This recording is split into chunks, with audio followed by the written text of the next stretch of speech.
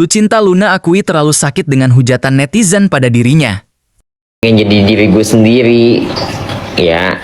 Perkara gue puasa, lebaran, pengen nyobain gue sholat Idul Fitri karena sudah selama 10 tahun lebih gue belum pernah menginjakan ke masjid, ya, berjamaah di barisan laki-laki sholat Idul Fitri atau Idul Adha 10 tahun lebih. Gue beraniin diri, ya, di masjid di luar negeri itu gue beraniin diri karena apa? Karena nggak ada yang kenal, itu kebanyakan orang asing yang pada liburan. Nah, itu gue baru dari keberanian kecil. Karena apa? Gue pengen sholat, ya, dengan sesuai kodrat gue. Dan lu pada makin banyak nuntut sana ini, anak ini, anak ini, anak ini, anak ini, anak ini. Belibet tau nggak? Coba lu maju selangkah, ya. Bisa nggak kalau gue tuntut?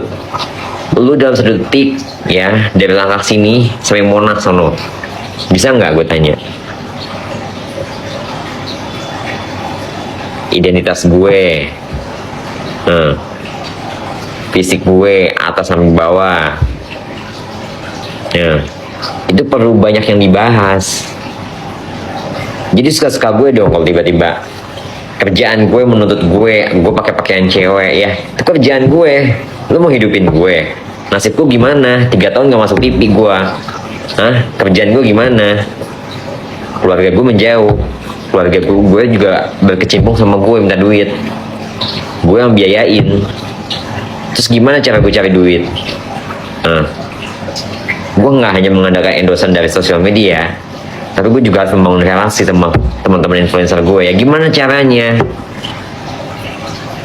Lu punya ilmu, lu punya skill, keluar negeri lah.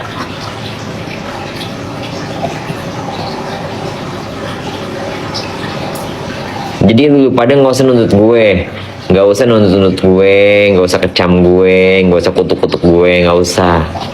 Jadi diri sendiri. Gue nggak mau ikutin omongan lu pada haters. Udah. Gue nggak mau mempermainkan. Kalau mempermainkan itu, gue sholat pakai mau kena.